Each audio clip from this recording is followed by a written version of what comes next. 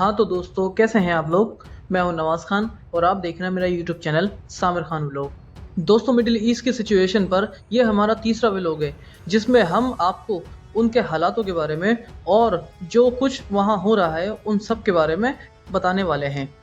सबसे पहले तो ये कि आखिरकार इंटरनेशनल कोर्ट ऑफ जस्टिस में ये फैसला आ ही गया जिसका सबको इंतज़ार था।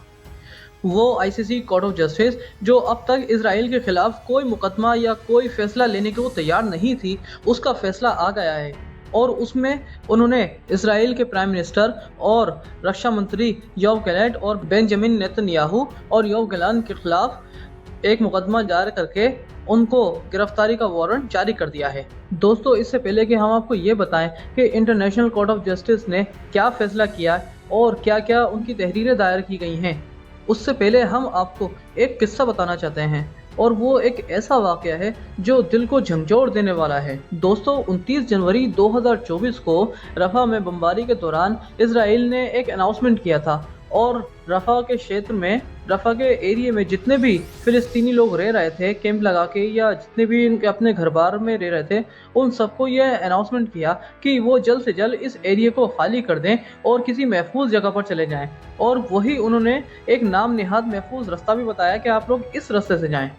अब वो फ़िलिस्तीनी और गज़ा के लोग जो पहले ही बेचारे बेघर थे, ले दे के उनके पास सिर्फ अपनी जान ही बची है, तो उसको बचाने के लिए उन्होंने इस बात पर यकीन कर लिया और अपनी जगह को छोड़कर वहाँ जो सेफ जोन उन्होंने इसराइल की फौजियों ने बताया है वहाँ जाने लगे। उन्हीं बहुत से लोगों की तरह एक 6 साल की बच्ची रजब हिंद और उसकी फैमिली में उसके चाचा चाची और कुछ कज़न्स वगैरह एक अपनी पुरानी सी कार में कुछ तेल वेल का इंतज़ाम करके उस रास्ते से निकल पड़े जो इसराइल ने बताया था, जो कि कह रहा था वो कि ये एक सेफ जोन है और सेफ रोड है, यहाँ से आप सब लोग जा सकते हैं। दोस्तों, रफ़ा से कुछ ही दूरी पर जब वो लोग गए तो इसराइल के फौजियों ने उन पर अंधाधुंध फायरिंग शुरू करके उस कार में जितने भी लोग थे उन सबको बहुत बुरी तरीके से मार डाला। यानी कि उसमें तकरीबन 6 या 7 लोग थे, जिनमें एक बच्ची रजब हिंद जिसके बारे में हम आपको बता रहे हैं वो भी शामिल थी। सिवाय उसके बाकी सब लोगों को कत्ल कर दिया गया। किसी तरीके से रजब हिंद ने अपने चाचा के जेब से एक फ़ोन निकाला और गज़ा में मौजूद उस मेडिकल टीम से कांटेक्ट किया जो गज़ा में जितने भी ज़ख्मी हैं उन सबका इलाज कर रही है और उनको इस मुश्किल घड़ी से कुछ हद तक बाहर निकाल रही है।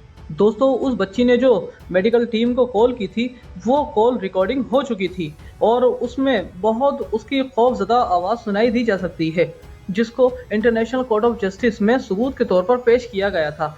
जो इसराइल के जितने भी उनने अब तक जुर्म किए हैं उनमें से एक भयानक जुर्म था।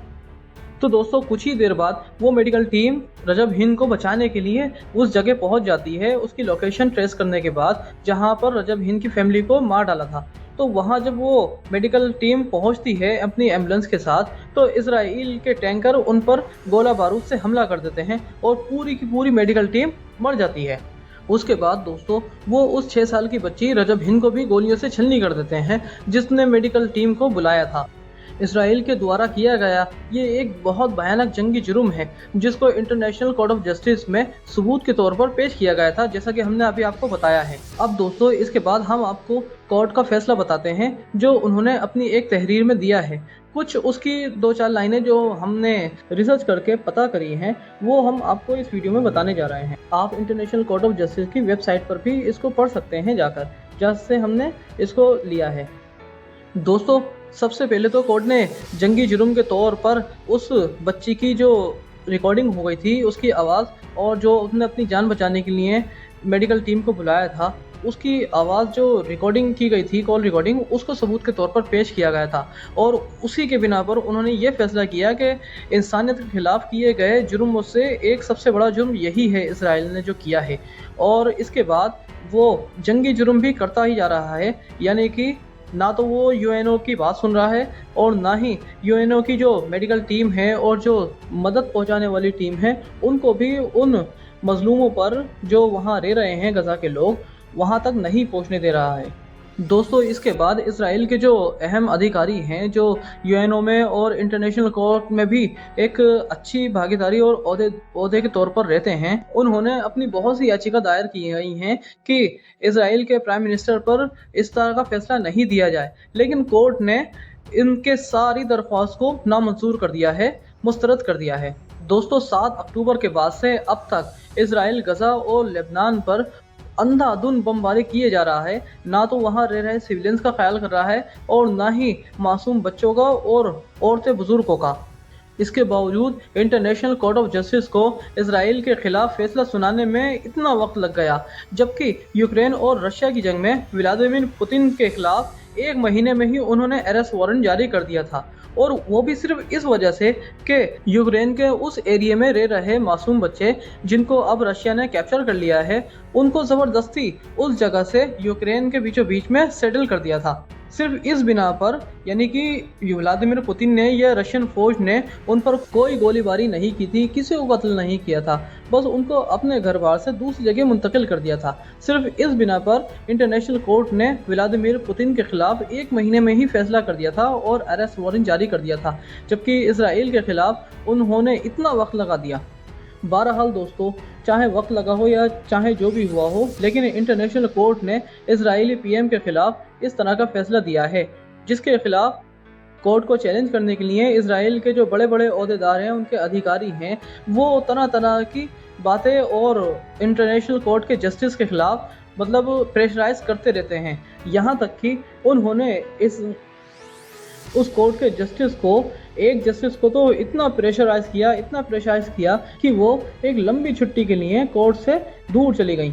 उनकी जगह एक दूसरी जस्टिस आई जिन्होंने ये फैसला लिया है। दोस्तों, कोर्ट के द्वारा जो ये अरेस्ट वारंट जारी किया है, ये सिर्फ एक वारंट जारी किया है। इसके बावजूद अब इसराइल कोर्ट के खिलाफ क्या करता है? क्या वो इजरायली पीएम की गिरफ्तारी दे देता है जैसा कि अब तक होता आया है इंटरनेशनल कोर्ट में, या अभी भी उसके पास बहुत से चांस हैं अपने आप को डिफेंड करने के? क्योंकि दोस्तों, इंटरनेशनल कोर्ट ने ये सिर्फ एक अरेस्ट वारंट जारी किया है, उसको अरेस्ट नहीं किया अभी तक जिसके खिलाफ सज़ा मुकर्रर की जा सके या इसराइल के खिलाफ पाबंदियां लगाई जा सकें। अब देखना यह है दोस्तों कि इस जंग में आगे आगे क्या होता है, और इस जो कोर्ट ने फैसला लिया है, क्या उस फैसले पे वो मजबूत तरीके से रह पाता है, और इसराइल में जो उनके गुनहगार फौजी हैं जिन्होंने मासूम बच्चों को कत्ल किया है, चाहे वो उनके रक्षा मंत्री हो या प्राइम मिनिस्टर हो, क्या उनको गिरफ्तारी हो सकती है उनकी? क्या उनको गिरफ्तार किया जा सकता है या नहीं? हमारी इस वीडियो में अब तक के लिए बस इतना ही दोस्तों। मुझे दीजिए इजाज़त, आपका दोस्त नवाज़ खान। अगर दोस्तों आपने हमारी और पुरानी वीडियो नहीं देखी है मिडिल ईस्ट की सिचुएशन पे, तो नीचे लिंक दिया हुआ है मैंने, उसमें आप जाकर देख सकते हैं। हमारी बहुत सी वीडियो में हमने देखा है कि बहुत से हमारे व्यूअर्स हमारी वीडियो देखते तो हैं, पर उन्होंने अभी तक सब्सक्राइब नहीं किया है। अगर आपने भी अभी तक हमारे चैनल को सब्सक्राइब नहीं किया है तो जल्दी सब्सक्राइब कर लें और बेल आइकन के बटन को दबाना ना भूलें, और हमारी वीडियो को अपने दोस्तों में भी शेयर करें। शुक्रिया।